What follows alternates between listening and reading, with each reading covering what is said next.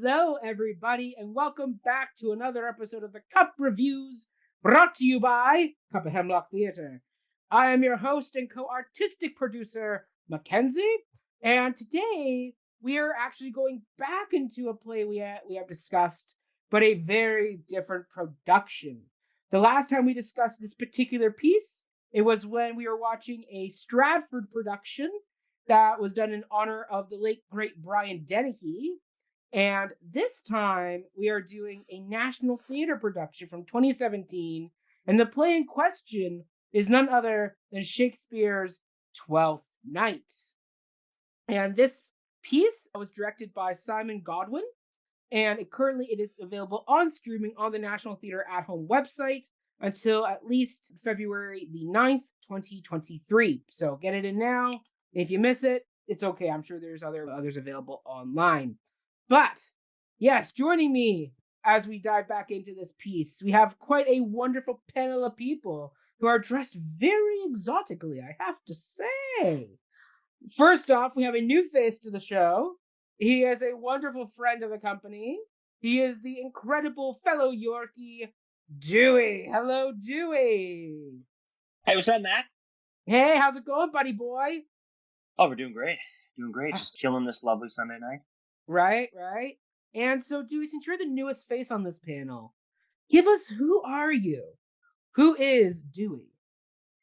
Well, that's a pretty deep question, I will say. Yeah. But in short, Dewey is a young man who was raised in the little hamlet of Holstein, Ontario, who then moved to Toronto to become an actor, went to school and met a lovely bunch of people at York University, and has gone on to do a couple of gigs as a mascot, as an actor, and his latest gig is I'm speaking of myself in the third person. What's going on there? George is getting very upset. Just getting, and love Seinfeld, I will say on that. And I also am now one of the newest actors at Medieval Times, where Damn Mac right and I see you each other all are. the time now, too. It's true. Woohoo! It's true. It's a grand old time. And so, joining us today, Dewey. First off, what is in your cup, though, before we segue into our fellow panelists? What is in my cup? Well, this guy is doing a sober January, so I'm not doing any edibles, not doing any alcohol. Look at you. So in this lovely Ninja Turtles shaker is the coldest of cold water. Love Yes. that. Love that. And joining us, we have our associate producer, Ms. Jillian Robinson. Hello, Jill. Welcome back. Tell us what is in your cup. What is your ensemble today? Yes, spoiler alert, I'm Fabia bounding. So in this production, the small but mighty character of Fabian is Fabia, played by Imogene Dole, I believe. Yep, Apologies if I am correct. mispronouncing that. Yeah, so I'm actually wearing Ryan's beige shirt that you've seen on a Cup episode. It's not a plaid shirt. To mimic his kind of like maintenance person outfit. And the fun little buns happening here. Yes. Olivia has a neat bun, Princess Leia bun action too. Yes. So, but my scrunchies have music notes on them because 12th night. Well done. And you can't see because they're studs, but I have 8th note earrings in my ears. Look at So you. we got a music theme going. Yeah, and then in my cup, I'm just drinking Earl Grey, but I have my fun Ant mug that I know has been on many panels as well, but I figured this is giving some like Malvolia action. Again, spoiler alert, Malvolio is played by a woman in this production. So we have like kind of the pious, stoic Malvolia, and then like the wild unicorn vibe that is Malvolia as the show goes on. So just a tea and then some water because hydration is important. That it is. That's that. It is. And of course, we have our wonderful co-artistic producer, Mr. Ryan Borochovitz. Hello, Ryan. Hello, Mac. How are you doing? Excellent. I'm loving your outfit today. You're giving me like Tom Selleck vibes here. Yeah, I guess. Fun fact. So this is a shirt that belonged to Jill's brother, Scott. Scott. Yeah, we were over with her family in Windsor for New Year's, and they decided to spring on us that it was a Hawaiian shirt themed New Year. And I was like, well, I have a Hawaiian shirt, but I didn't pack it for this trip. So I was thinking that I was going to be left out of the festivities, and then Scott came to the rescue and lent me one of his, and he says, it looks better on you than it ever did on me, keep it. So I have his shirt now, and I wanted to break it out for this fun panel. It's very Sir Toby. I'm getting a lot of Sir Toby vibes. Yeah, that's kind of what I was thinking. Yeah. Wonderful. And what's in your cup? I have the cup. Look at that. Hey, good. That's the show right now. Good. And it's filled with coffee. Brilliant. And I am drinking water from my iconic silver tankard.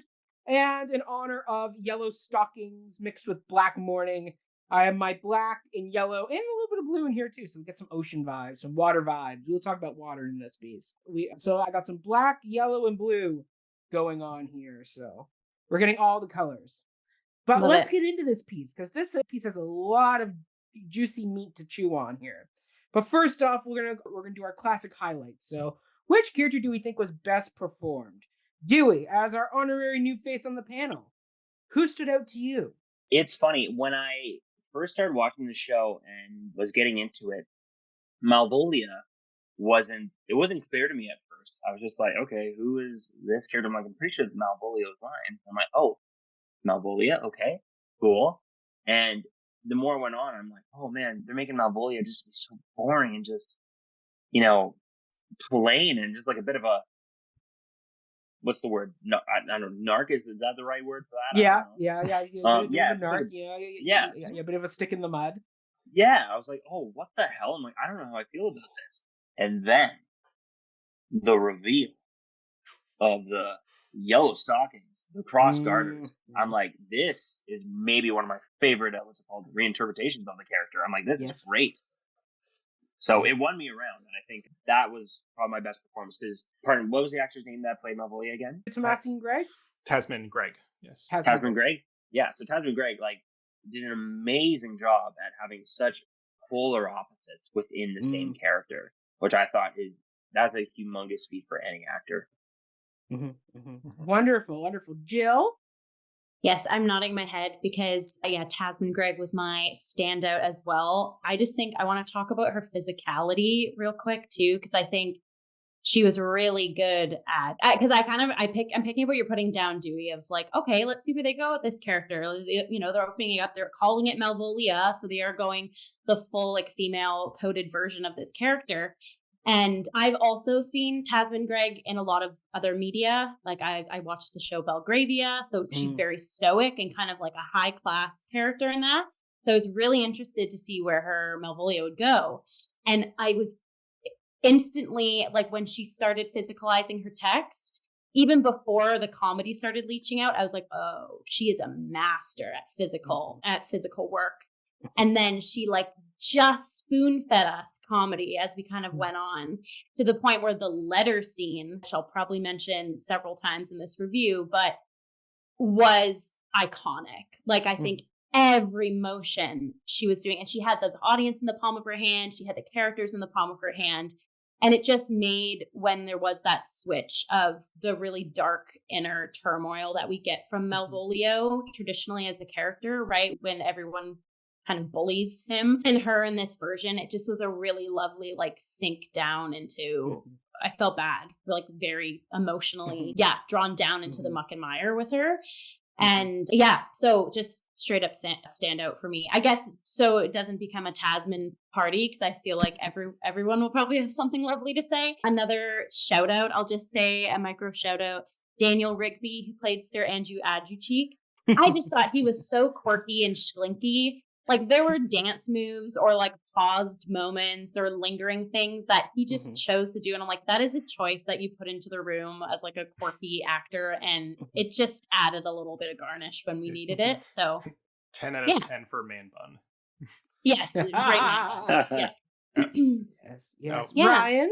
But I must also jump on this Tamsin Greig party, because she was my number one standout for sure. She was incredible. I don't have a lot to add to what both of you have already said, but I just think there's a reason why, one, she's kind of the top billed star in this production, and why throughout the history of this play, big actors have always gravitated towards this role, who feels like they might just be this, silly comedy relief character on the side, but is usually where big stars. I think, like, in the history of theater, big, like, David Garrick, like, Edmund Kean, they all wanted to play this character. None of them wanted to be Orsino. Sorry, Orsino. But does anybody ever want to be Orsino? I feel so Orsino. I don't know, but Orsino kind of feels like he's the romantic lead of the A plot, and we'll get into that division in a later question. But yeah, Malvolio is always the one who's going to steal the show, and this production and this actor is no exception. But in order to not just continue heaping praise on this one individual, because we have a lovely ensemble cast here, I would like to give another special standout.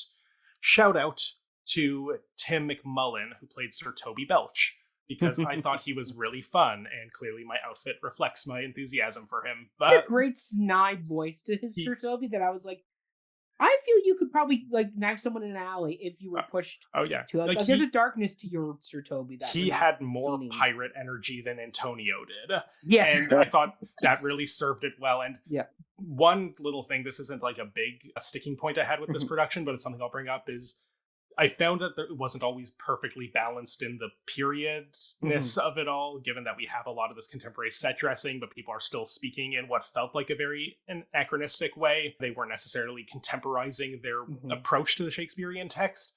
And I can't say that about Tim McMullen, because he just leaned into the period, I think, very well.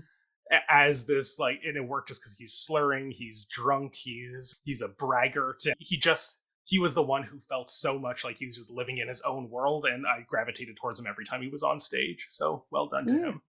Wonderful, wonderful. Well, I also had Tamsin Greig there too as my number one, but since we've heaped on a lot of praise, but you can see her behind me here rocking the great bob cut until it's spoiler reveal that it is just a wig that she is doing that. But it's there's a great interview on the National Theatre website where she talks about this role where it's very much a Puritan character that gets brought down to their knees, basically, and kind of gets emotionally and physically destroyed by what is done to them. And she described it her interpretation was described as a popcorn kernel, where her first part of Malvolia was very much tight like the popcorn kernel.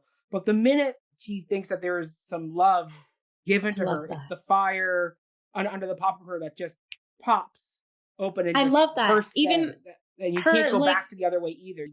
You can't go back to the popcorn kernel. You're only burst out now. You're forever exposed towards. Sorry, just to talk on, that's such a lovely image, because even her costume when she comes on in the garters, like she has on the big fluffy white like overcoat, like a popcorn. But then when she's in like the dungeon section, she is like, the like half-baked kernels that like don't quite pop or get burnt in the bag. Like, oh God. Yeah. That's adorable, but sad. Okay. Very sad. But my other shout out, because obviously I had to have a backup, is Phoebe Fox as Olivia. And that was just a great performance where Olivia's kind of like the Duke, where it's kind of a thankless role, where it's like you're not getting the fun Sir Toby plot, that's there with Malvolio. You're not Viola, who gets some really juicy character monologues, but she's kind of always there. She's the driving force of a lot of the plot, because the Duke wants Olivia and she has to be always just around reacting to people. But Phoebe does such a great job, like physically in this role, just with the sunglasses scene where like she's being seduced by aka Viola, like just the energy she brought to them. There's a giddiness that came out of her of finally coming out of that mourning period and releasing that repressed energy that she clearly had balled up in. And then there's the great bathing suit jacuzzi scene where she was really just going for the physical joy of this character who is just going all out. And then the minute she realizes that she's being tricked with Antonio, there's a darkness in that. Like she brought a real kind of, oh, I don't know what I'm feeling with you right now. You are not who I was expecting. Like, I don't really know you, but now we're married and we're kind of stuck together. Let's see how this works. There was a bit of a tragic darkness that she brought to that performance. And when the realization came of, she didn't just take it on the chin and go, oh, great, I'm still married. It was begrudging marriage that during the final montage seems to imply that there's some happiness that is found in that duo. But originally, she really did play some of that resentment or confusion in that final act or scene of the show. And then just her sadness when she realizes what's being done to Malvolia because she took her eye off the ball and got sucked up in her own love story that she totally negated her duty as the boss or mistress of Malvolia, that she ceded her duties. And in turn, this loyal partner of hers got seriously hurt by this. And just the pain she goes, this is horrible. So yeah, no, she played a lot of range of emotion in this performance. It was extremely well done. And usually a role that I wouldn't be overly chewing on or thinking more about, but she just did a really good job. So bravo to Phoebe Fox. All right, favorite production or design element. This has shown a lot of options here. Jill, give it to us. What was your favorite element? Yeah, my favorite was the set. I'll start kind of macro to micro, I guess. Okay. So I loved the National Theatre's budget for this show. They used that full budget, man. Yeah. It all. Like the revolving set. I love when pieces are on like a revolve and you just have so much to like dramaturgically dive into. It's also like an ASM's dream because you can set the stage backstage and have the full image and then you revolve and it's ready. So I loved that. I think also the pro shot kind of giving us a scope out when there was changing too. It also kind of helped block in that time was passing. Yes. Like it looked like almost like a pocket. It was like a sundial. Kind of Yeah. Yeah, and anytime, when the revolve would stop and we kind of get a proscenium style, like the intricacies of, right, like the floor being taken apart and there's the jacuzzi in one scene, having the open and closing of doors. So it's almost, it was like a magic trick. Like each time that it revolved, it was set differently and it wasn't distracting. It was just kind of like a nice, subtle, like realistic background to the actors on stage. Because I've said this in a bunch of panels as well, where I think some of the best pieces are when there isn't a lot of stuff happening, like via costumes or set, and it is just the basic raw acting and storytelling. And I just think, the set played a character in this piece and not too over the top. Also, the use of the staircases in between each kind of revolve triangle and have that be like bodies moving up and down there, and in the gym space, like having people do push-ups or having our musicians sit there. I just think it like added another layer of transition in the transitions, if that makes sense. Yeah. If I may jump on that. Do it, Ryan. Piggyback. I don't have a second choice for this one, so I gotta jump at the bit now. The set was also my pick. And for all of the same reasons that Jill just addressed, I think, it's, I've on other panels talked about how sometimes I think National Theatre is just flaunting their budget, but I think it was well reserved in this one that they have, we're going to have one big thing and make as much use of that as possible. And Jill, I don't think you mentioned this specifically, but my favorite image that they used this for was at the very beginning, the shipwreck, because it kind of does look like this Titanic sinking into the water in terms of the shape of the staircase. And we never get that image again because we're alas on dry land for the rest of the show, but I thought that was just a great introduction. And part of me was wondering, like, did they really, flaunting their budget, did they erect this big thing that looks like a boat just for this one image, and then they're gonna just say, yep, we can make this disappear from the stage? But no, they continued making great use of it throughout the production, so that gets my shout out as well. Wonderful. Dewey? Well, I have to say, just a quick shout out, that band, that ensemble was incredible. I'm a sax player as well, and the woman who was playing the sax, I'm not sure if it was Hannah Lawrence or Nicola Davenport. But whoever they were, incredible.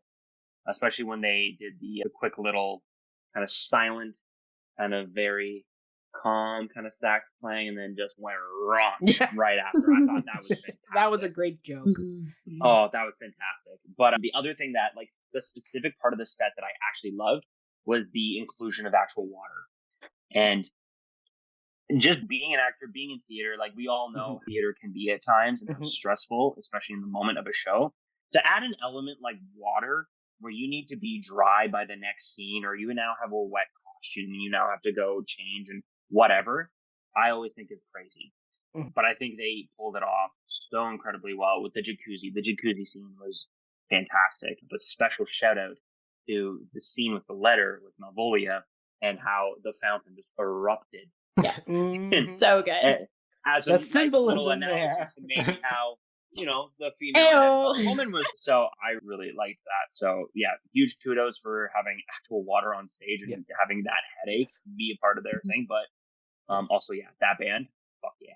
Yeah. Sorry if I can't swear, I just did. That's your Okay, one you get swear one. word. If I could just jump on to what you said, like running water it's kind of a joke at this point that Yes, every time Ryan a doesn't show. like running water. No, I do. Other people don't, and I've consistently come to bat for it. I don't know why I get this reputation, but it's a frequent topic of discussion whenever a show integrates it. And I love what you said about the costume changes, like needing to factor that in, because if you kind of track where it was used, it's always followed by a distinct costume change.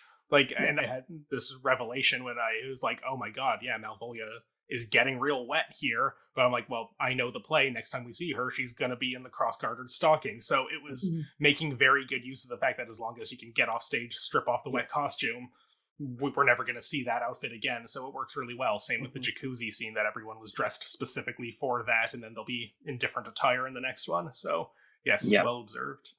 Yeah, well, because it's also like even part of like the set change when they move the set around again. All of a sudden now, not only do you have actors trying to get dry, but now you also have a stage that you need to dry up, so it's actually safe to continue on the rest of the show. Yeah.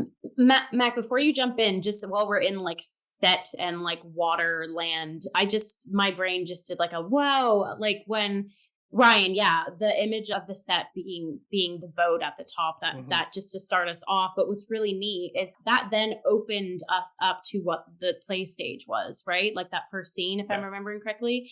So it's lovely because you know how it's like, oh, when the set revolves, it's like a clock, but also it could be like a compass. And the fact that water has such a presence and clearly remarkable like things that people are remembering from this piece, and like the shipwreck and them coming from water, and the fact that water has a life like inside the storytelling of this iteration, I think is brilliant. Now that we've talked that out. Anyways, that's my little nugget of dramaturgical insight. Mac, what was your favorite element? Water. Nice. I had the water. That was my number 1 and 2, just because any show that incorporates water is automatically getting a thumbs up in my book. Just once again, it's just the innovativeness, the way they use it with the fountain, where it doesn't work on the one side, but then it spurts water out the other side, and you got Fabia having to like make the cawing sound to make it sound like a bird. Like just the way they comedically use the water, and then like Malvolia stomping, and all of a sudden the water goes off, and then she stomps again, and the water dies down again, and just her like dancing like in the water, like singing in the rain. And then and then at the end she gets her big Shawshank Redemption walking in the rain up the staircase moment. It's just so well done. It was just really, really incredible. And of course the jacuzzi scene, where I audibly gasped when Cesario got in full costume, just got yanked into the water. And I'm just thinking of the hassle that is now to get her out of that outfit, right? Like afterwards, like it's just and once again, it's National Theatre. They got the budget to do this. Because we talked about water, I think the last time, 2 times it's been with Red and Red wasn't National Theatre, but and no, it was National Theatre because we had the 2 Alfreds, Alfred Enoch and Alfred Molina. Okay, amazing production, by the way. Yeah, great production, but I don't. And then also that was Donruss Warehouse, actually. Was it? Yeah, it was on Bravo HD instead of NTN. True. Good point. I stand corrected, Brian. Thank you. We also had McCrory in her Deep Blue Sea that had the working sink. I mean, there's been a few productions that have now used water, and every time it's like oh my, like what is this magic that we actually can get water on stage? Like a Victorian. Well, it's so funny, showman. like as you, Well, it was funny, like as you're saying that, because when I most recently saw Cursed Child here in Toronto, they have the underwater sequence in the lake, and they have the underwater through sequence. The water, But they also pop up through the water. But that was another show where I'm just like, okay, this actor needs to get dry and this stage needs to be fine. But that one is crazy because it happened in minutes. And they're back and they're on stage. They're fully dry. It's actual magic. Actual magic there. But shout out to that. And I'll also say, as a backup choice, is the pacing. This show had very good pacing. They were able to move this piece along at a good clip that when we actually got to intermission, I was like, oh wow, like we're already like over an hour and a half through. Like we're almost to we're over the halfway point here. Like we only got like another 45 minutes and then we're done. Like, they really had good pacing, and these actors really knew how to modernize the text and make it seem very natural and not stuffy Elizabethan dialogue. So it had a really good natural clip to it, that every scene just really had a good flow. So bravo to them for that, because that really helped get this play moving. So yeah, all right. So what was the weakest aspect of this production? Let me see. Dewey, why don't you start this one? I want to hear what you have to say. Oh man, I knew you were going to start with me. And there's right after we started saying this question, I was like, oh, this is the one that I didn't want to take first. I gave you the option to. I know you did. I know. Well, I mean, when you come to think of it, aside from everything we talked about, the rest kind of sucked. But totally kidding. Totally kidding. I see the weakest part of this production is.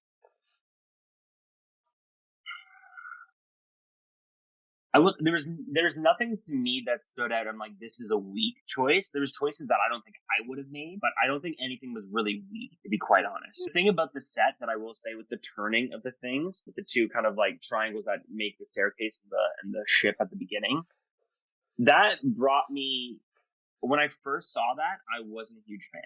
And it's because I did see a production of Mamma Mia on Broadway back in around, I think, 2013, in around there. Yeah.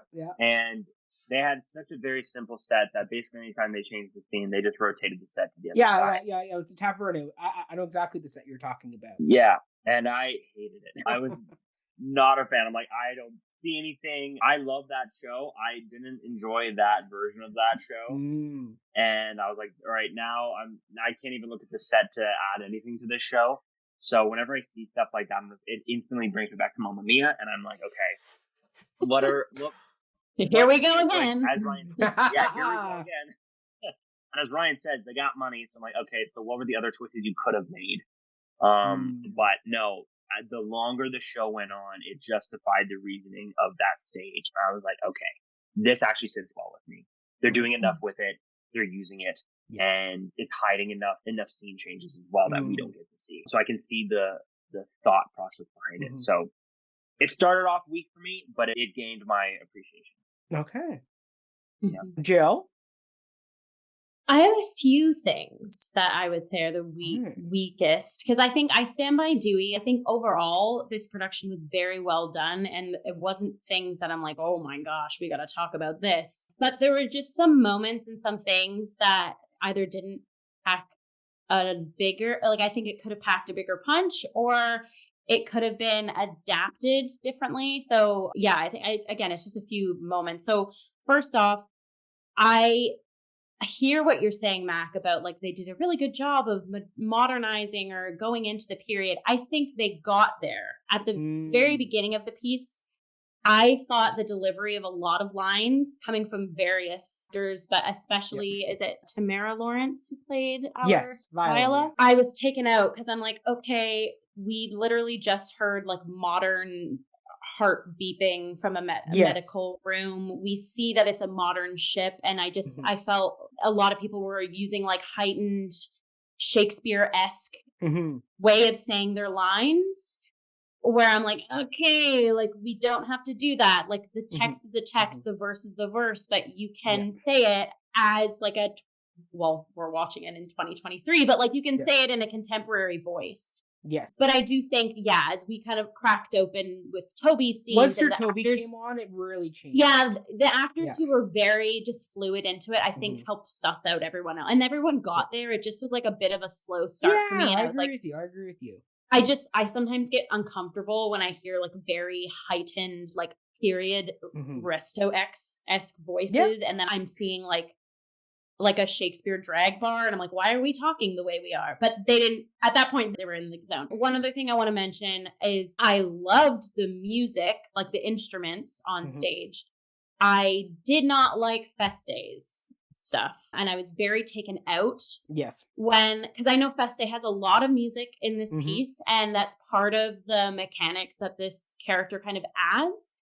But I'll just talk about Dewey and I's production. We'll get to it in a second. But like we just did a production of 12th Night last summer. And it took place like post World War I in Canada. I understand that. But what our director did was like kept the music infused in the piece, but used the music that was part of the time, part of the era, or in music that some of the characters could relate to.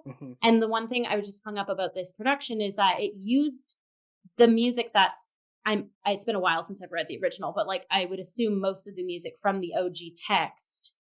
But I'm like, okay, but why are we still kind of, again, it was that mixed with an old timey way of singing it. It wasn't like, I don't know, I'm kind of going all over the map, but the Feste songs took me out as opposed to fueling forward. I will piggyback off you on this, Jill. Because go ahead. No, you go. One more thing, but no, you can go because I don't want you to lose your thought on this, but then dial back to me. No, it's okay. I have notes. So okay. You go first. Wrap up your thing. Last thing, I wasn't a fan of our 4 lovers. So, and it's funny because like I love Phoebe Fox. I've seen her. In The Great. She's like my favorite character from The Great, the show that's on. Yeah, with Elle Fanning and Nick Holt. I did not like her, Olivia. I didn't. No, I just felt, and again, this isn't being like, I just played Olivia, so I'm better. I'm not saying it best.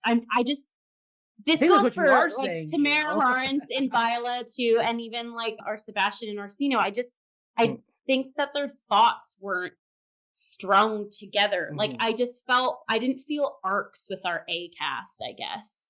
And we're gonna get into this, but I think that could potentially be an issue with this piece, is that the plots are very kind of equilibrium, A and B plots in this. We'll get into that, but I don't know. I just felt I could have gotten a stronger response from all 4 of them, and also their chemistry with each other. And I thought their choices were big and were entertaining, but I think a lot of the times it didn't lend to the full story.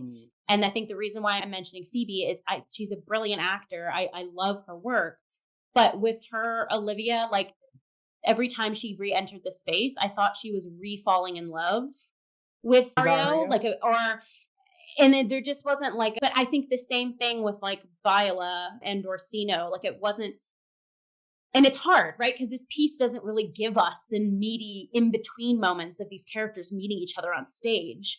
But I think even more so, if the actor has that cooking, then they can like piecemeal that all together. And I just think, and I think with this, how grandiose this production was, that could have just fallen a little bit by the wayside, right? There's so many other things going on with our set, with our costuming, with Tamsin Greig's Malvolia added like a whole new thing. And I just noticed that it was all 4 of our lovers. I was like,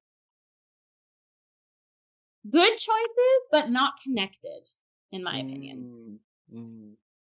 I mean, I would say out of the 4 lovers, I enjoyed Viola and Orsino as a couple, because I did kind of buy that they actually do have something there between them at the end. Out of like, I mean, once again, the 4 lover plots we will get into, because they are problematic. They don't quite neatly wrap up in a bow. But out of the 4, there's a few moments that I was like, okay, I could see something here. There's something here. Not perfect, but there's something. But no, my big thing was the music, Feste songs, because I mean, spoiled as I was with the wonderful Stratford production by Brian Dennehy, where they had really good music in that one, like that really iconic music there that written by still Michael lives in my Roth. head.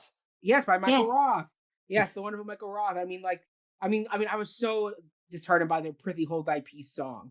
I mean, especially after that great Beach Boys tribute song that they did there, or even just like some of the other funny Feste tunes, or just the final song, The Winds and the Rain. Oh, that just didn't quite hit the note for me. It felt like the same melody over and over again. It was kind of like a bluesy, like jazzy melody, but just was like, okay, we've heard this once. You're not gripping me here. Like, I'm not enjoying. Like, the one who actually had a really good musical number was Malvolia, when she is doing her burlesque striptease number. That was the number I was like, if only more musical numbers were like yours, where they were kind of big, because Feste comes in such bright costumes too. Like the Feste outfits were so bright and exuberant that I was like wanting more joy in the songs, that they just didn't quite hit their mark. And my other thing, as a side note, is the mic sound at times. Like, unfortunately, anytime you're playing with water and your mics may get wet and then they sound awkward. Yeah. And there was definitely a few moments. I think one of the big ones was Olivia after the jacuzzi scene. There was a definite sound problem there that took me out. And I'm like, oh, if only you'd done some ADR. Because I'm sure they did ADR on Malvolia's stuff in the fountain. And I mean, that's although a common thing to do. I noticed one moment with Malvolia's too. Oh, really? With Yeah. her mic. Yeah. Oh, Yeah, there was a okay. moment where it immediately clipped, and I saw. Oh, the yeah. mic, I heard like, the tinkling of water on her mic. Yeah. But yeah, like that's something there where it's like, I know pro shots have the ability to do ADR afterwards. I mean, there's the very famous story of Bernadette Peters when she did Sunday in the Park with George, and she was doing the big climactic number where she has to leave George. And when they filmed it, she got so emotional that she like started like getting really phlegmy. The sound wasn't good. So they actually went back after they finished shooting it and had her go into a sound studio and record the song again so she could lip sync it and get it sounding good while still keeping the emotion on her face. And one of these will do that pro shot. But like that's there where I'm like, your National Theatre, you should have the budget to ADR some lines after the fact. Like you're not some rinky dink production that's like, this is your one chance to do a good pro shot. It's like, you got some opportunities here. Let's take some budget and ADR. Because if you're going to play with water, it's one thing when you're live in the space and it's not going to really matter as much. But when you are putting it out as a pro shot production, that's something where I'm like, can we put a little bit of money behind that, please? Please? You know? So yeah, so that's my other one. But Ryan, I saw you nodding along. So what's your stance on this? I feel like this whole panel is just me being like, I agree with Jill, but like we watched it together and made like running commentary while we watch it, so we're gonna have a lot of similar ideas. Gosh darn it, Ryan and Jill, stop being such a cute couple. But yeah, and I guess I agree with you too, Mac, because yeah, the music and specifically, I know it's not fair to just compare it to. I like the way they did it in this other production better, but the Stratford production with music by our good friend Michael Roth is iconic. Yeah. And I have listened to those songs outside of the context of the show. And it to me, like Twelfth Night and music go hand in hand. It's the reason why Jill has the duas or whatever you call the scrunchies. Scrunchies. My nephew calls them duas. That's why people are like, what? She like music notes on the scrunchies, etc. It's literally the first line of the show. If music beats the fruit of love, play on. And this production just felt like they were doing the music out of obligation more so than because they felt like it genuinely enriched and Feste in particular. It's not a problem with the performer who played Feste, whose name I'm forgetting. Action. Yeah, like I didn't have a problem with her performance per se. There's a lot of fun gender bending of characters here, but also to compare it to another production in recent memory, the Timber Beast production that Dewey and Jill were just in this past summer. They made very good use of Feste, played by Ryan Hancock. And he was running around. He was running around, and he was kind of this like Our Town stage manager-esque character, and he was doing music from beginning to end. But they also cut out characters like Fabian, who we don't really need and feels like a weird addition to the crew. Yeah, it feels like maybe there was a misscript where it's like that should have been Feste all along. Well, and that's what gave Autumn the wrong Smith name and did in directing and kind of rewriting this adaptation. She made Feste feel more important by putting him in every place where a minor character was cut. Yep. And as a result, I kind of, maybe this is just a problem with going back to OG 12th Night, but I feel like, do we even need Feste? And especially because I found the songs underwhelming and that felt like her big contribution, it really just thought like, this could have been Fabian singing, do a whole 180 on that kind of thing. Or, yeah. It took me a minute to realize who that character was when she first came out with the flower. Yeah, I was like, is there a cutscene from 12th Night that like nobody's ever included except for National Theatre that's including this moment now? And I was like, oh, wait, no, okay. And once they said fool, I was like, okay, you're Feste. Yeah.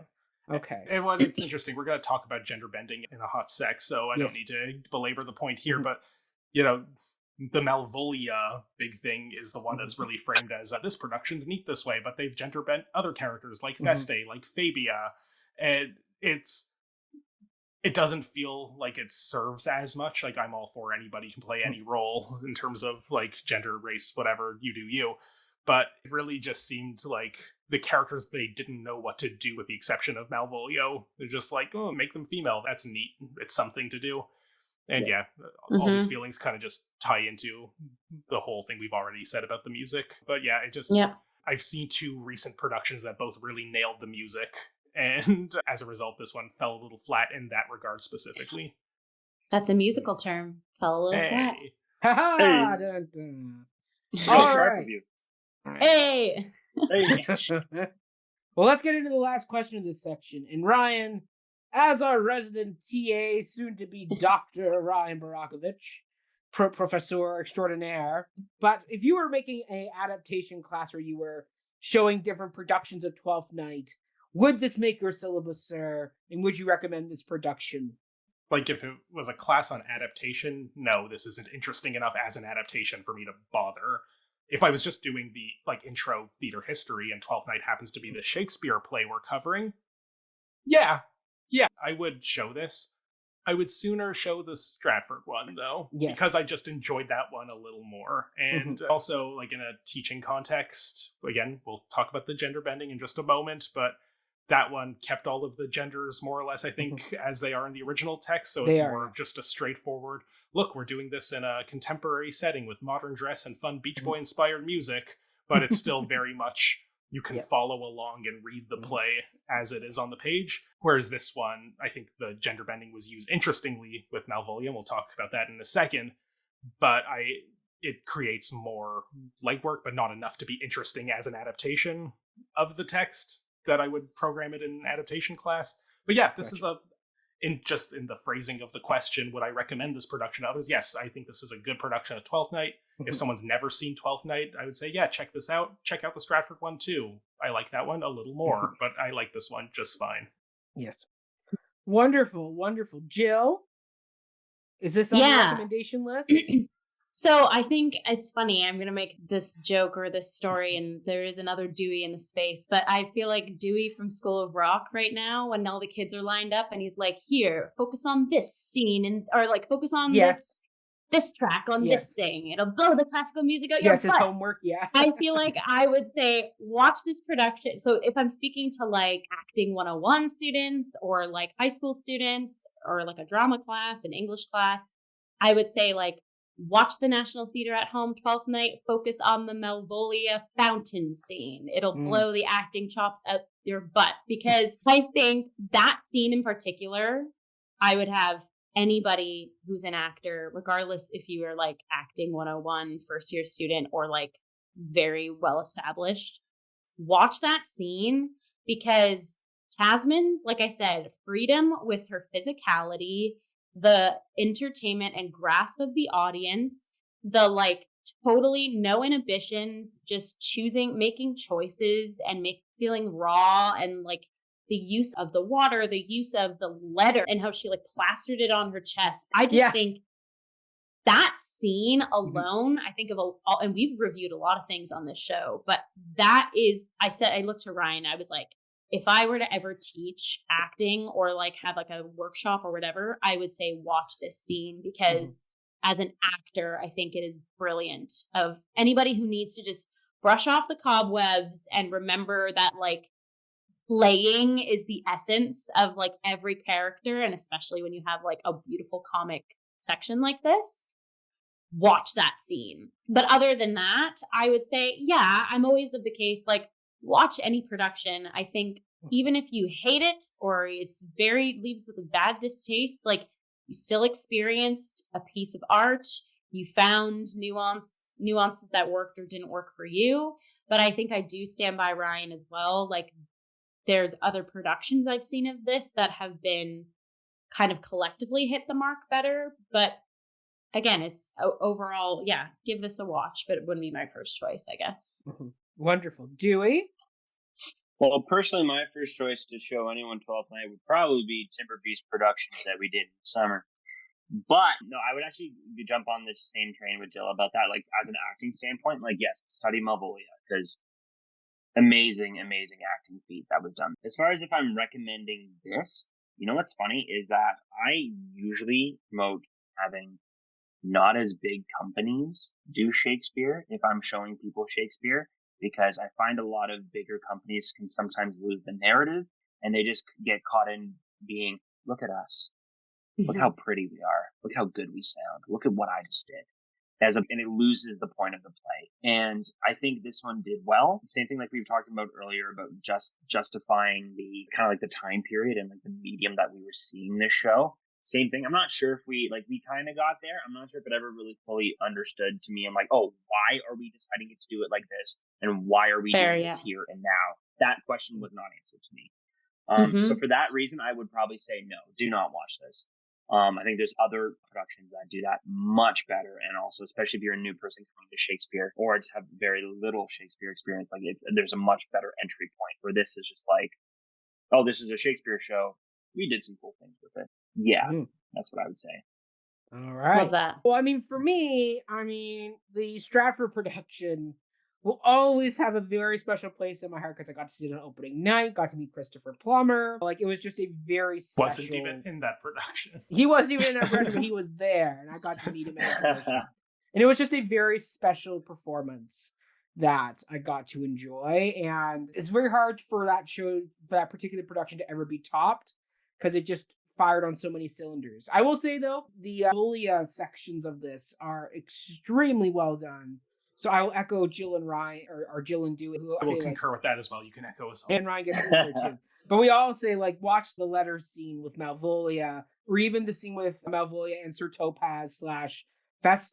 The tragedy of that scene is wonderfully well done. And so, yeah, I'd say just for that particular track, you could skip through a lot of the rest, and you'll be okay. But it's particularly that performance that makes it really worth the revisit or the clip show, as it were, where it's like, hey, you really got to watch this because this is what is the standout. I mean, we look at the poster. Malvolia is the one that's on the poster for National Theatre, so it's a very clear indication that she is the driving figure of this piece, and rightfully so. She owned the stage, and the fact that she gets the final image of her walking up the stairs in the rain very clearly shows that she is the emotional focal point of the piece.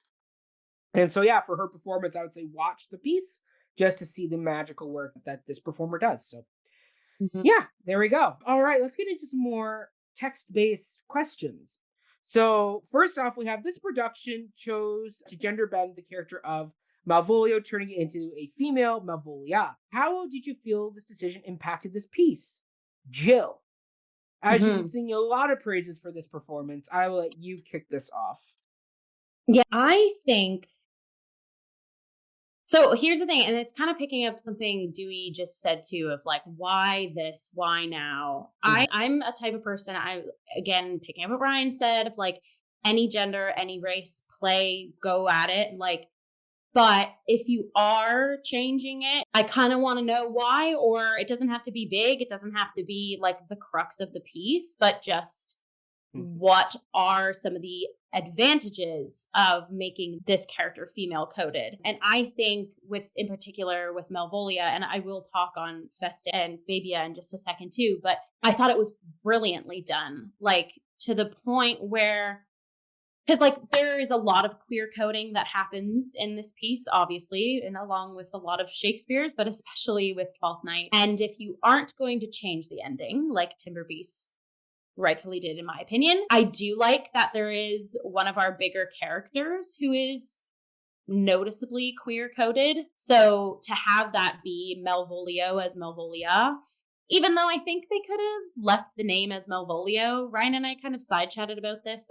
I think a woman can play Malvolio and it can still be a woman. Why we change it to Ia is, I think we're past that now. But anyways, I think by making her, I just think it was a brilliant choice to the point where like I don't know if I would want it to go back to being played male. Like I think, like I said, I think you could still do it, but I think it just adds this extra layer of risen stakes, and like the relationship that Malvolia in this iteration has with Olivia is not just like pious, close guide. There's like a romantic tingle that's kind of simmering the whole time. So I just think it was brilliant. And again, like I said, especially if you aren't going to adapt the ending to add more obvious queerness like this piece didn't do it, you kind of Viola and Orsino end up, Sebastian and Olivia end up. I think just this adds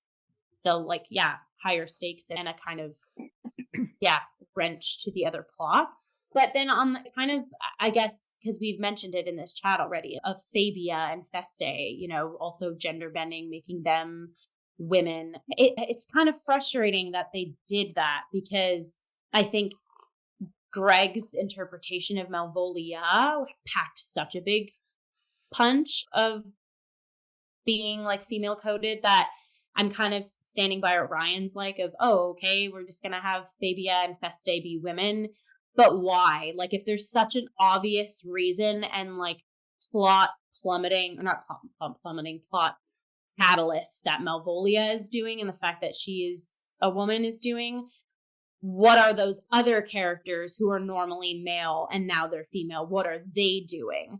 So like, I would have loved to see, just as much as we had like Feste's singing, what do the songs mean to her Feste singing it? Is she like, I don't know, like an old, like her forgotten jazz singer that like doesn't really want to be in the story? Maybe she like has a voice for something else, or like Fabia in these transitions, like have, I don't know, bring out kind of some of why she's cast the way she is too. Because I just think when you have a character that has such a gender switch, and it does kind of really add a lot to the piece, in my opinion, if that's a mechanism being used, then like have that be a theme in this iteration and like suss it out with other characters. You don't just have to sequester it to one person.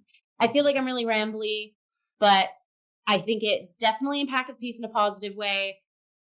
But I think the female coding of the other characters did not. And I think that's a problem. End of TED Talk. Ryan?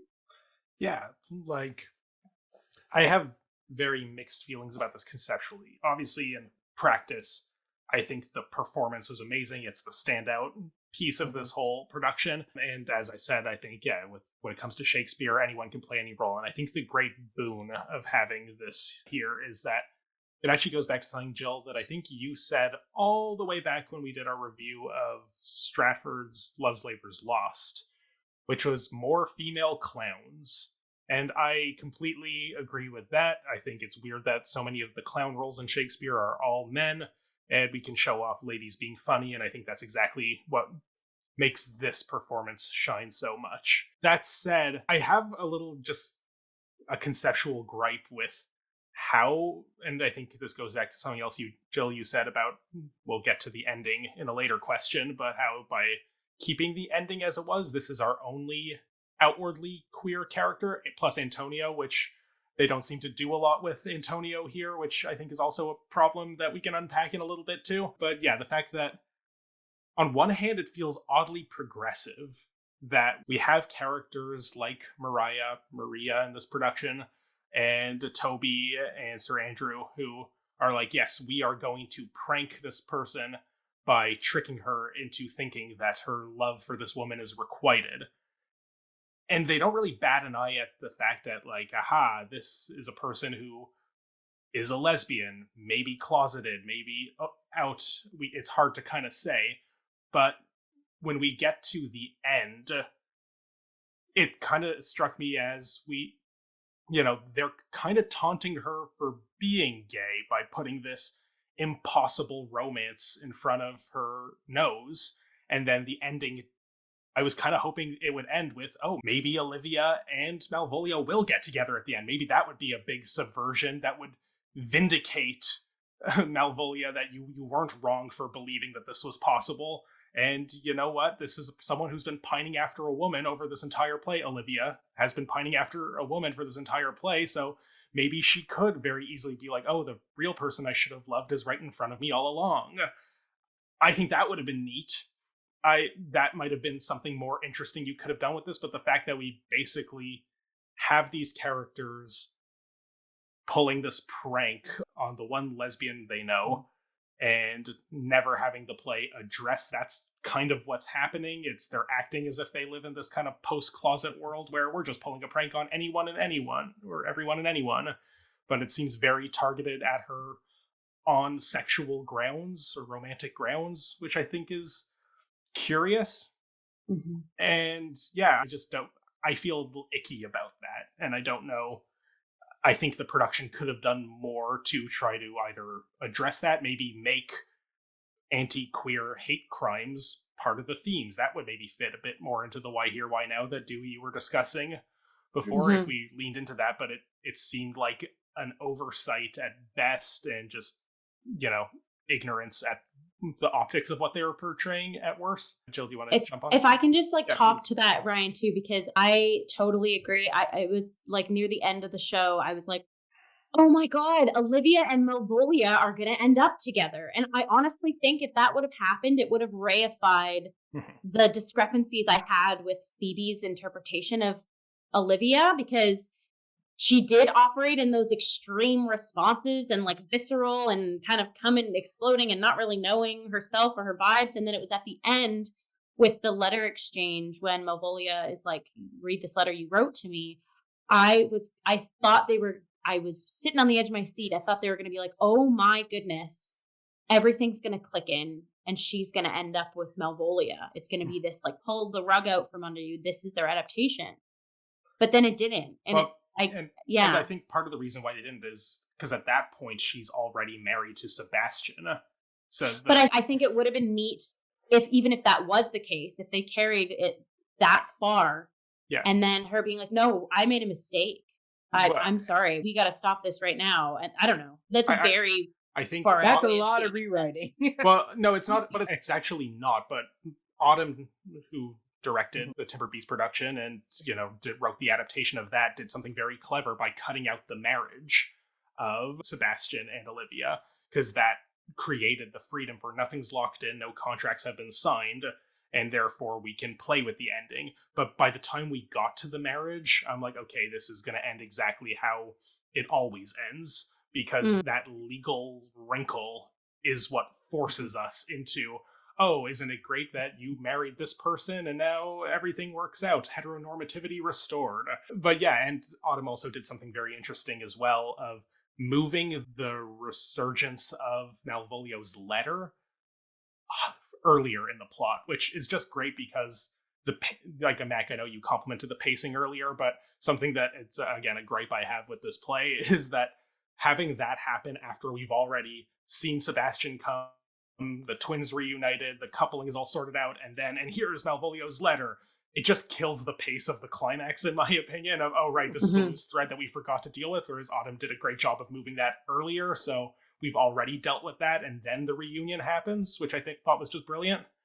Yeah, so I think I've gone on too many different threads now. I've lost my train of thought, but does anyone else want to jump on? Yeah, go for it. Yeah, it's pretty much the same thing as what you guys said. I don't like things used as gimmicks. And especially gender bending, because I'm like, no, you're doing this to check a box. Don't do that. Let's make this real. Let's make it good. And one of the main reasons why, not just because we were in it, but another reason why I love Autumn, our director, Autumn Smith, and Timber Beast production is because she justified every single change she made within, even the time period, the story of what was happening locally there, and the characters, why we were gay, and why, why everything, with anything with the queer bending, right? It's just, I could see Malvolia's, and I liked it up until, and I still loved it, but what you said, Ryan, with how, she still kind of loses, and it looks like it's a kind of an anti-gay kind of, hey, look at us, we're making fun of the gay character. And the rest of it was just kind of done, with Fabia and all that. It's oh, you know what? Let's put a woman in there too. It didn't have, to quote Mark Wilson, one of my favorite teachers at York. Love Mark. Love Mark. But it was sorry, let me get my words. What he used to say to me is that if it doesn't have heart, then it ain't art. And I think a change like that, if it hasn't been done in a heartfelt way, same thing. You're just using it just to do it. Because the same thing, I went through a very love-hate relationship for a long time with Shakespeare before this year, actually. I've seen a lot of this, so why do I need to see it again? And show me what's new about this. And I've had a couple of productions recently that have made me fall back in love with it. If I were to watch this one right away, I'm not sure if this one would have done that, to be quite honest. Yeah, I mean, for me, the impact of this gender bending of Malvolio into Malvolia is that it becomes a very much more tragic storyline, because you have Sir Toby, a male, leading a very cruel and downright abusive prank upon this woman. It really went into domestic abuse in that sense, because it's like you have this one man who then has her tied up, blindfolded, locked in a room on a stool, pushing her around. And I mean, yes, they changed Feste into a woman, so I guess they were trying to maybe not make it so that a whole bunch of men were ganging up on her. But still, it was still a very amped up the cruelty. And the fact that at the end we get so many close-ups of Malvolia where you clearly can see that she's been crying. Like the makeup has run and she's very visibly upset, and that there is no resolution to her story. That her final line is, I will be revenged on the whole pack of you. And we never get any more. It's so much more tragic because once again, it's this thing that unfortunately there's a lot of domestic violence in the world, and this fact that this happened and the fact that it is so cruelly done. And as Ryan and Joe have said, like playing on the fact that it is implied that Malvolia clearly has some romantic interest in Olivia, and then they toy with her and they tie her up and throw her in a room and blindfold her where she's crying and pleading for help. Like it just amps up the cruelty of this prank, that when it's a whole bunch of guys ganging up on each other, it doesn't have the same level of cruelty. When it's all men ganging up on each other, it feels more like a prank that goes too far. This just feels like Sir Toby really didn't like that a woman came into the room and told him to shut up and go away. And so he actively now set about destroying this female of power. Like Malvolia was the leader of the house. She is the chief steward of the house, and she told him off, rightfully so, because they're blasting music at some ungodly hour, and he's drunk and he's bleeding debauchery in the house. And so the fact that he then says, I'm really going to mess with her. Like they could have stopped at the letter, but the fact that Sir Toby says, let's have her locked in a room and blindfolded in the dark, and let's really play with her here. And that it really does go far with that. And I don't think they did enough with that line where Sir Toby says, we got to put a stop to this. I'm already in deep shit with my niece as it is. Like, I think they could have gone way further with that realization moment of, what have I done to this woman? Where she is really broken here in this moment. But made me feel really icky, like watching what they were doing to her this time, just because it really did stray into some really abusive areas that typically don't get looked on, because it's all a bunch of guys. They're all kind of having fun with each other. It's not this one guy ganging people up against a woman and taking her down just because she rightfully put him in his place. And I mean, that's the tragic story of Malvolio's story, is it's all about class, right? Like that's why they go after him, is because they view him as upstarting in his class, and he takes him down. So it's just really sad. It made me really sad and icky that it was a man leading these acts against this woman who has done nothing to him except for rightfully telling him off, So yeah, I don't know, Jill. I see. Just because I'm thinking of like a redirection thing, like picking up what you're putting down, Matt, and Dewey, what you just said too, of like, I've seen these things before, and like I've seen Shakespeare so many times, so like all the more reason why now, do something with it. It's interesting, Matt, because like I felt that same way, but not as like sort of microscopic into like, look at Toby doing this one thing. And I honestly think it's because I wish, and this is maybe bleeding into our next question a little bit, but I wish they made Feste, Andrew, and Toby honestly more grotesque as the piece went on. Yes. I think part of the problem is, like, for lack of a better phrase, the director blew their load on this trio very early on by having them have that like rave dance party, and that's like the grossest and most outlandish we see those characters be, besides like slurry, drunky falling places. I think if we saw them be like start smaller, and as the piece went on, like that whole side of the B plot, like beefier, got like, who are these people that don't even feel like they're in the same orb as like Olivia or anybody, just like grotesque humans, to then do this to Malvolia. I think that would have, I just think that trio in general, like, was not strong in my opinion, because they were all individually putting in what they could, but I think honestly it's a conceptual thing. If this adaptation used those characters as like the villains basically, it would have packed a bigger punch to why is this Malvolia and why are we? It's a classic thing too of like get dirty with Shakespeare, it's true. man. Like it's true because we're past the point of wearing puffy sleeves and gallivanting across the boards, like think than humans, you know? Yeah, and I mean, like, nowadays in the world, there's a lot of older men who don't like the fact that the workplace has become a lot more female dominated. There's a lot more females in charge, and there's a lot of men who don't like that. So I mean, they definitely could have gone further in Sir Toby being a very old, stringent kind of old boy of who is this woman who runs this house who's telling me to stop doing what I'm doing, you know? Definitely could have gone further in making him more debaucherous and more cantankerous about that. I hate to, but I love to shout out our Toby was at the Timber Beast Productions, is played by Jim Kelly. And again, it was period specific. We were dealing with post-World War I, and Sir Toby's kind of backstory was he is a war vet from some time, not World War I, previous to that.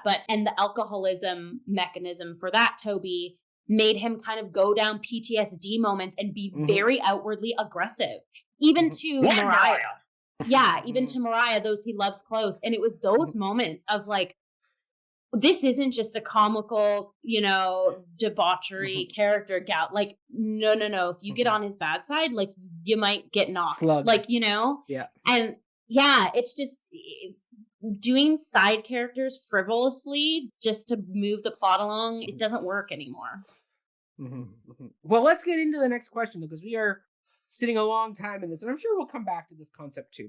So this particular Shakespeare play gives fairly equal time to its A and B plots, to the point where it might not always be clear which one is which.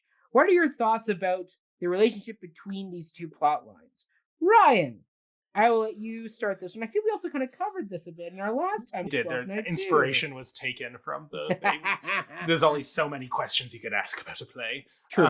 So I think this play's interesting because I'd be hard pressed to think of another Shakespeare play that is really as even-handed between the A and B plot. And like, you know, the phrasing of this question, might not always be clear which one is which. It's funny because the whole Toby, Andrew, Mariah, Malvolio plotline has a real B plot energy. It seems very much like there's the romantic plotline is obviously the A plot, but we are just like the funny side characters getting into shenanigans. Yeah. But like I haven't like counted the lines per se, but it certainly feels like it takes up even more stage time than the thing we're led to believe is the A plot, to the point like the thing I said earlier about how the great actors, male actors throughout history haven't wanted to play Orsino, who seems like the natural male lead of the play. They want to play Malvolio, or sometimes they want to play Sir Toby, because those are the big parts you can really sink your teeth into. And I guess the thing that feels like the linchpin between these two plot lines is, of course, Olivia. She is the one character that is ping-pongs between the two, to the point that when like I was writing the phrasing of this question, Jill, who played Olivia in a recent production, it's like, yeah, you're right, I hadn't even noticed that. I'm like, well, everyone watching noticed that. The reason you didn't notice it is because you're on stage the whole time. You bounce between these two plots pretty elegantly. And yeah, I don't necessarily have big thoughts about the structure of this piece. I think it's neat that this play almost feels like two separate plays stitched together. I don't really find that there's clear thematic links between what do we learn about love and gender and, romance and music from one plot that really informs the other plot. I think Shakespeare just had two fun ideas for plays. Neither one could sustain 5 acts on its own, so he stitched the two together. Hot take, I think Shakespeare was in a pickle and was writing under a deadline and just did what he had to do. Anyone else want to have a more informed comment than that? Go for it. Do we? My comment comes from Ryan's comment. I agree. No, yeah, I definitely felt like more of the Malvo, Toby, Andrew, and why can't I think of another character right now? Mariah. Mariah. I definitely felt like that, kind of like what you said, Ryan, or alluding to that B plot had A plot energy for me. Yeah. I was like, anytime I was there, I was like, oh yeah, this is it. And then we get back to Viola or Sebastian, who I played, who I barely saw, and especially Antonio, I was like, who the fuck is this guy? You can use mine. You can use my swear word. I don't This is an R-rated episode at this point. Yes, That's fine. Yes. All right, yeah, we're getting raunchy, like how we wanted those three to actually be. Mm-hmm. Right. Yeah, I felt the B plot very much, but to go, I'm not sure if this is going off the actual question now. But yeah, I was genuinely surprised with how little I got of Antonio and Sebastian in this. I was just like, because it's been a while since I've read the original compared to, because I was so wrapped up in Timberbeast stuff recently. But all I was looking for was like, what's the relationship between Sebastian and Antonio? And I really didn't feel like there ever really was. Very much an unrequited relationship in this one. Yeah, like Antonio would come on. I'm like, oh, he's this random Scottish dude. Okay, cool. And then he'd off, and then I'm like, okay, see you later. And then Sebastian, because like I said, I was so familiar with Timberbeast production after, I was like, oh, and the end of the show comes, and Sebastian could give one or two craps about Antonio. So I'm like, okay, yeah. So I think the melding of the two plot lines, I think there's one that is definitely much more noticeable and much more memorable, and where there's much more to dive into than the other one. But also, just to go off what you were saying earlier, Jill, about making them be like, let's actually get debaucherous, let's get more intense. I agree. Because I remember, like, when I was talking about how sometimes bigger productions can sometimes just focus on being pretty. Like, yeah, I think a lot of old people went to, like, our older audiences went to go see that, and they just saw them dancing like, buffoons and getting a little tipsy. They'd be like, oh yeah, that's crazy. But I mean, like, for the bulk of us, we'd be like, yeah, that's Friday. You know what I mean? Yeah. Like, why are these the people that are, like, insanely crazy? You know what I mean? Like, why are they the insane ones? Yeah. Jill, what do you think? Yeah, I guess I'll just scoop up because I want to respond to just a side tangent from Dewey's thing too. This production of Antonio and Sebastian was also such a tease because you're like, look at this nice burly Scottish dude in a kilt that smacks a kiss right on Sebastian out the gate. So again, I was like, yes, they're really going to play that up. That like these two are definitely queer. Yes. And then where did that go? Where did that plot line go? Why did you Which, even by the way, make I him totally kiss him? forgot about the kiss. I totally forgot about the kiss. Like damn. And it's not like this is like pulling teeth, but like if it was just you wanted to show Antonio had some sort of heightened affection towards him, have the actor kiss him on the head or something. Don't have him embrace his face and kiss his mouth. Like that is telling me, okay, these two are together and we are going to see how this spirals out amidst everything else that's happening. And literally the last thing I really remember of, because I know Antonio comes on stage in the bar fight and stuff, but it was at the end when Feste was singing and they were revolving the stage and characters were kind of just like going through time. You saw like Viola and Orsino walking by.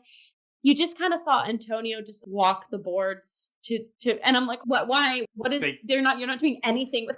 But they clearly didn't forget that they left him hanging, or else they wouldn't have included him in that sequence. In that montage, And anyways, I want to comment on that. Like, Antonio is such a the way he's written, it's impossible to not view this character as queer. He is just so outwardly expressive of his love for this young man he recently met, and so I think it would be folly for any production without radical rewrites to just pretend like, oh, this is such nice platonic brotherly love that this man feels for this other man. Especially in the 21st century, we all get what this guy feels for this other guy. Yes. But yeah, again, shout out to this Timberbeast production that we all love so much that just... It was such a huge breath of fresh air that, yes, Antonio gets the win. He and Sebastian end up together. This feels right. This is what this play should have been all along. Anyway, we're getting too much into this. That's okay. Yeah. Just to go back and picking up from Dewey's, what are the thoughts about the relationship between plot A, plot B? Pretty much like what Ryan and Dewey have already said. And Ryan, completely was like, oh yeah, I realized that 12th Night has an A and a B plot, but being in the shell of Olivia, it didn't really occur to me as to how A plotty the B plot actually feels. And how I think what's really neat with this show is you can kind of spin those on its head, right? You can, I feel like this production that we just viewed maybe was trying to do that with that final image of Malvolia, like climbing the stairs, and like this whole piece was really about her, or like where is it going through her, but it really didn't hit the mark. But I just think, yeah, picking up what Ryan said too, Shakespeare just slapping some stuff together. But I think it makes a really cool playground of actors and directors and adapters coming at this piece and realizing this isn't an obvious A and an obvious B plot, and why, and how do we unpack it for our audiences now? How do we reshape that form now, and what does that mean? Because I think, yeah, sorry, didn't mean to interrupt. No, it's okay. I'm kind of rambly, so like, go. In terms of just like my previous comment about, I think Shakespeare had 2 short ideas for plays that he just stitched together under a tight deadline. Let's not forget that this is not the first time Shakespeare did. Isn't it funny that we're confusing 2 twins play? Like the Comedy of Errors. There's a few of those. And the Comedy of Errors is one of his earliest plays, and I actually personally think it is a better version of this hot take. But we'll have to find a Comedy of Errors production to discuss. But yeah, I would love to have just met Shakespeare and just like point out twins on the street and just like watch him be like, ha ha ha, this is the funniest thing I've ever seen. You look like you. Like, this is clearly just tickled his funny bone to no end that he kept putting it back in his plays. Yes. Yeah. I mean, for me, plot wise, like this piece really does blur those lines, because everybody's plots kind of interweave with each other, whether it's you have a lot of classes like Malvolio or Malvolia crosses the line a lot because she has scenes with Viola all about the ring, and then you got Viola crossing over and having scenes with Sir Andrew, and then you got Sebastian getting into fights as well along with Antonio. Like, this is a very messy, farcical play where there's a lot going on, and I think just the fact that there is no clear A and B plot really does lead more into this being labeled a Shakespeare problem play, that it isn't a clean cut, cookie cutter A, B, one ends. Like, this was a kind of classic sitcom storytelling tropes of you set up the A plot, then you set up the B plot, then you go back to the A plot, then B plot resolves, and then A plot gets the big finale. Like, there's a lot of mixing and matching, and I mean, the fact that you can move so many of these scenes around, that doesn't have to have a definitive order. I mean, as long as certain elements fall in place with each other, where it's like, okay, like you can't have one scene that comes after the Malvolio scolding. That has to follow this scene, and that has to go that way. But you could open the play with the funerals of what's her name? Olivia's brother, and then you go right into the Sir Toby opening scene, and then you get to the Duke's scene of "If Music Be the Fruit of Love" play on, and then you get into the scene of Viola waking up on the island with the sea captain. And then you get a scene of Sebastian and Antonio really early on, and then you lose them for a bit.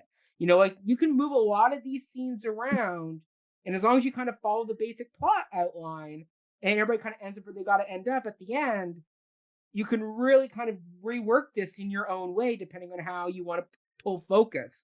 Because if I think back to the Stratford production, Ryan, correct me if I'm wrong, but I think a lot of the Sir Toby scenes did get kind of moved, or like a lot of setup scenes got moved up a little bit earlier. And we kind of lost the Duke a bit more. Like, his scenes were more spaced out compared to some other productions that really kind of make them the A follow point. I don't know. I can't remember off the top of my head. I don't specifically remember if like it was restructured in that way. The fact that it was Brian Dennehy as Toby, I think a lot of attention gravitated towards him. True. but maybe they did rework it accordingly to accommodate that. Yeah. Because at the end of the day, this is 12th Night or What You Will. So I guess what you will. You can do what you will with it, and it'll still be a blender full of scenes. Yeah, for sure. All right, let's get into the last question, which is the Timber Beast production that Jill and Dewey did in Gravenhurst this past summer chose to embrace the innate queerness of this piece by altering the romantic couplings of the play's conclusion, i.e. Viola ends up with Olivia, and Sebastian and Antonio end up together too. How does this revised ending change the way you perceive the original resolution? Dewey, I'll let you start this one. No, but yeah, I mean, like, as we talked about before, like, Brian, I think it was you who said it. It was either you or Mac, but like, yeah, it only makes sense that Antonio and Sebastian go off together. Like, this guy, either that or this guy just really wants a good buddy the entire show. They're going to be really good roommates. He really needs a best friend. And yeah, so I was happy that we actually made that change, as well as even Viola and Olivia, like with the confusion of seeing Cesario consistently and realizing, oh, like man or woman, I love you, you know, like it's such a, so weirdly that it's new, but it's a new ending, you know, but like it just kind of makes sense. And I know I just keep on touting it just because we were, I don't want to make it sound just because we were in it, but like I genuinely thought, I loved the way that Autumn maneuvered that entire show and that entire play. Yeah. Jill? Should I just slide in and be like, oh, hello, we're talking about... Yeah, I stand by what Dewey said. Also, before I go too far in, I realized I was like, I've seen Malvolia and I don't want to ever see a male Malvolio again. That is completely wrong because Kenneth Northfield played our Malvolio and he was chef's kiss. Honestly, I love you, Dewey. I love all my past scene partners. Kenneth Northfield, I'm just going to briefly shout out. That man made me a better actor, a better person, a better human. Having him be the Malvolio to my Olivia was like something very, very special. Just pure brilliance. Like he really tapped into the ostracized, downtrodden outcast that Malvolio is, and just like a character in the wrong place at the wrong time and always in a situation that never wins. I really want to shout out Kenneth Northfield's Malvolio. Yes. Capital H Ham. Yeah. But to talk to specifically the ending, yeah, absolutely. Sebastian and Antonio, no question. That has to unite. I also, Viola and Olivia makes most sense logistically as well, just because they are the ones spending more time together, whether they know each other's truity or not. They are falling in love with each other as humans, as broken shells of grief that they're both, and I just think it's beautiful that they are the ones that end in Autumn's production were the ones to unite. That's not to say, like I said, in this production, I think it would be neat to see like Malvolio and Olivia end up, or Olivia just end up with no one, and just, if anything, realize that she is coming out of this state of grief and a lot of stuff has been going on and there's been a lot of plates in the air, and like, let's take a breath and just come out the other side without love. That could also be great. Women don't always have to end up with someone at the end of a play. What? Right? It's such a concept. Tell it's that so to new the publisher character from Little Women 2019. Yeah.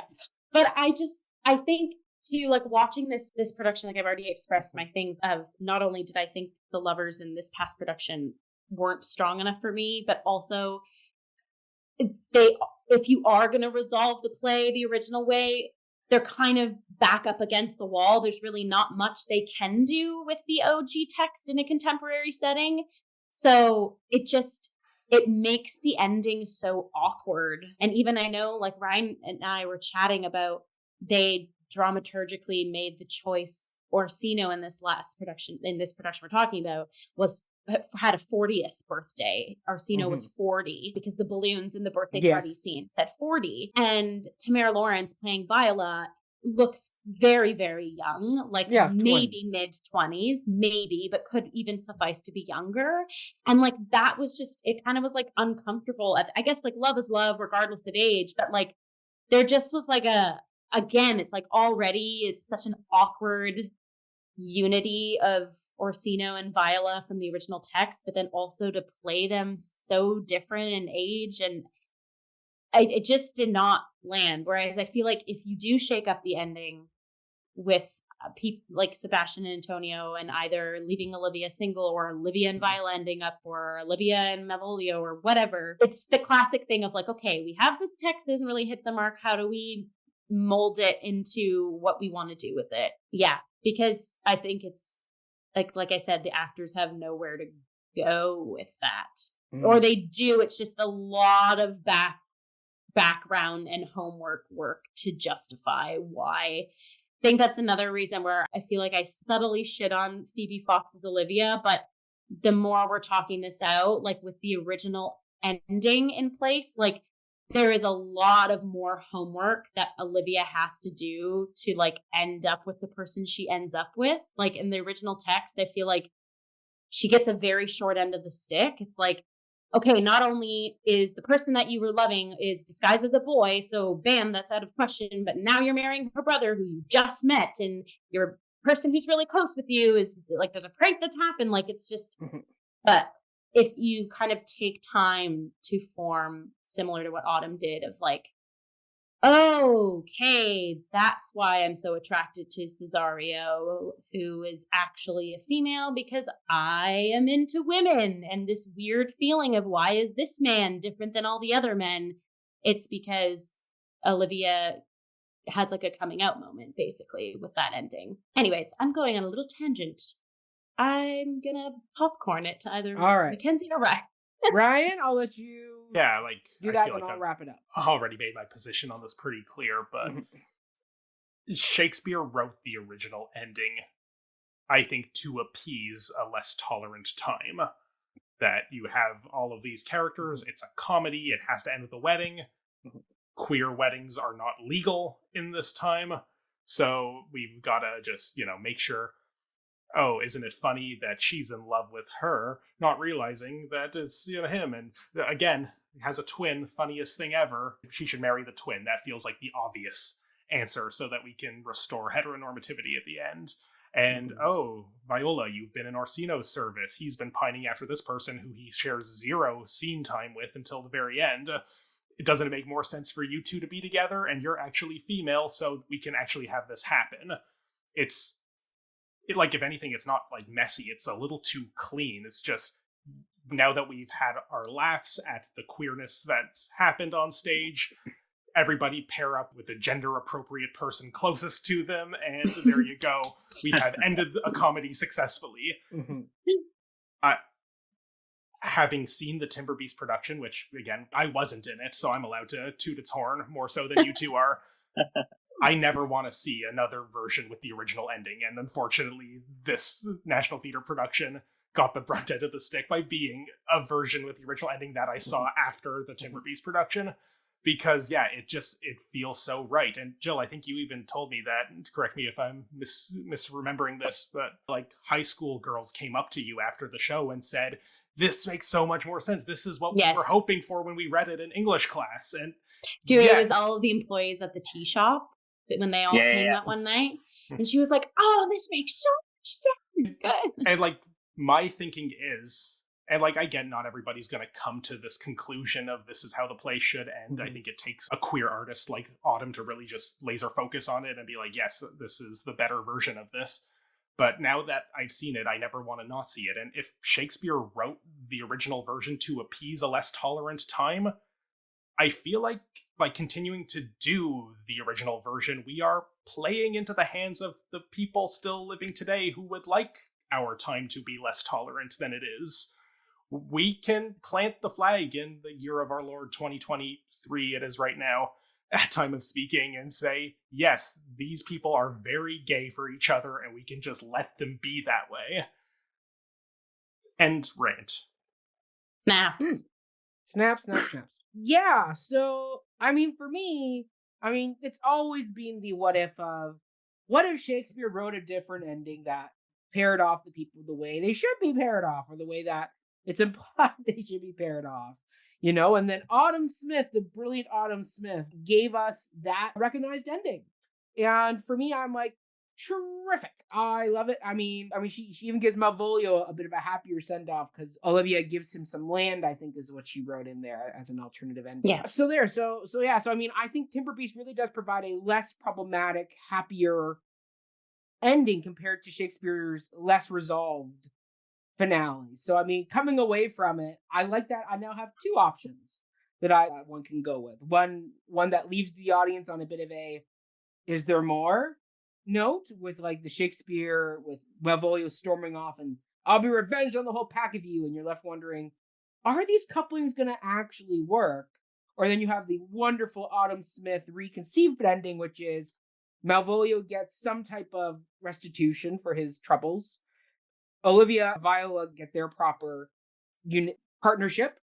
Sebastian and Antonio get a version of their partnership, and the Duke kind of gets to go off and do his own thing. The Duke still kind of gets short. I feel like I don't know, as I understand Christian Hansen's performance of Orsino, I feel like he was aggressively asexual in a way, and he just felt like, I have to get married because that's what I do, but my real love is the theater. Like, that's how I interpreted it. I didn't feel bad that he didn't get a partner at the end. I felt like that was still fit very nicely with this. His partner was the audience, because he was the MC of it all. Yes. There you go. And the paycheck he was going to get profiting off Viola and I. Exactly. So I mean, I'm glad these two endings now exist. That now I finally got to see what that happier ending, more resolved ending looks like, and I'm also glad I still have the darker, less resolved ending that people can really kind of, leave the audience wondering and kind of playing with. Because I mean, life never fully wraps up in a perfect bow, and I think Shakespeare sometimes liked to play with that, where not everything he did got wrapped up so neatly, where you're kind of left in limbo a bit. I mean, Winter's Tale is another great example of a show that ends on a bit of a weird, how did this happen note? And I think so. Sometimes Shakespeare, as he got older, because this is one of his later plays, matured into a feeling of not everything needs to be resolved perfectly. That we can have some type of unresolved matters. Like, it doesn't always have to be perfect. And so, I mean, I enjoyed that we now have two very good options for an ending. And I mean, I hope Autumn somehow finds a way to get more people to look at her ending and gets it out there, because it's a wonderful conclusion. But I also like that we still have the original unresolved ending, that if audiences want to leave, if your director wants to be a bit more dark and questioning at the end, you can really play with that there is some worry and some doubt about what's going to happen to these couples, as well as Malvolio, so it's very interesting. I like that we now have options. That's what my final note will be on that. Ryan, I see you're sorry, I'm puzzled by your word. I'm puzzled by your word choice here, that this is the original, is the unresolved ending, because as I kind of pointed out, this is the very, very clean ending of the comedy. This is, you are in love with you are in love with you, go be in love with each other. I get that we, looking at it now, feel that, yes, there's obviously holes in this logic, but I think we are being a little presentist, and if we're saying that was Shakespeare trying to suggest it. I think it is so the expected ending, at least from the perspective of the early modern period, that I think it takes a more queer-friendly production to shake it up. The only things that really feel unresolved at the end are, we kind of, poor Malvolio is going to go off, get revenge, and 100 years after Shakespeare, somebody wrote a play called Malvolio's Revenge, which I haven't read, but maybe is interesting, and I've yet to read it either, but I would love to. Yeah, it gives some closure there, and Antonio is completely forgotten about, but I don't imagine Shakespeare was too eaten up about what Antonio... there's another Antonio character in another one of my plays. He has, every single one of his comedies has an Antonio in it. It's true. So... yeah, he wasn't too concerned about, oh man, I forgot about the gay pirate. Yeah, so I don't know. We need that on a t-shirt, Ryan. I forgot about the gay pirate, Shakespeare. Thinking back to just this production, which I feel like I threw under the bus a little bit, this National Theatre production, by just saying, you should have done the better ending, like that other production I saw. I think they were trying in the very end actually to lean into something in this direction when Orsino mixes up Sebastian and Viola after they've already been identified, and he goes to kiss Sebastian thinking it's Viola. And part of me thinks that maybe this is gesturing in the direction of, this is all pretty arbitrary, right? He doesn't actually have strong feelings about, oh, you're female and that's why I like you. He just really gravitates towards this visage. And maybe it's by hinting at that arbitrariness of the love, it's trying to be like, this is still sort of queer, eh? But I don't really feel like I have to work hard to come to that interpretation, whereas the wonderful Timberbeast production just gave it to us so well. And I would love to see that on a larger stage like the National Theatre. That would be no question about why this play, why now, sending a good message. I mean, if they wanted the original cast of that adaptation on the stage in National Theatre, I mean, I think, Dewey, we can probably get out there, hey? I'll take a gig. There you go. All right, everybody. And on that note, you will weather the winds and the rain, as it were, until our next episode. Before we go, though, Dewey, where can people find and follow you? Well, you can follow me mainly on Instagram at DeweyStew, DEWEYSTEW. Mm-hmm. If there's anything that's coming up, I have an Apple TV series that's coming out sometime later this year. Ooh! What is it? Well, I have it's titled so far The Big Cigar. It could change though, but I'm playing a racist cop in the 70s in that. So doing little improv shows whenever I can. And also hopefully by the time this is released, you will be seeing me on the horse in the show at Mythical Times. Very good, very good. And Jill, where can people find and follow you? Yes, people can find and follow me on Instagram as well. My artist Instagram account is jillian.robinson96. You'll see various covers of songs and postings of upcoming projects. When this episode goes out, this may already have passed, but currently I am in a festival in Toronto here called the Women at Plays Festival, showcasing 6 new works by female Canadian playwrights, starring 10 female actors, little one-act shows. And so I'm in a production called Missing You. I am also playing a cop, Officer Dunn. And it's a really sweet piece about like loss of partnership and the sort of impact that women have on each other to kind of, I guess, overarch. Yeah, so that's going up February 10th to the 19th at Red Sandcastle Theatre out in Leslieville, Toronto. So grab your tickets if you want to come see that. If this episode is already out, maybe go to my page and see some production photos, mayhap, or just keep up with my page. Hopefully there's some more projects coming down the line. Brilliant. Ryan, give us that classic Ryan Borochovitz send-off we all know and love. Don't bother trying to find me on social media. It's fine. Just, if you like me, just follow Cup of Hemlock. That's at COH Theater on all platforms, Facebook, Instagram, Twitter. If you're watching this on YouTube, do the YouTube stuff. Podcast, do the same stuff, but for podcasts. Nice. Brilliant. And you can follow me at Mackenzie Horner on all social media platforms. You can follow my other antics where it's all more musical based over at Before the Downbeat, a musical podcast. Season 5 is still in the works, but you can check out some other really cool videos, including Ryan and I's most recent live movie musical commentary of Fiddler on the Roof, where we talked for over 3 hours doing Fiddler on the Roof. We did. It was a lot. It was a lot of fun. But Joe's also been on. She talked Cats as well as Little Shop of Horrors.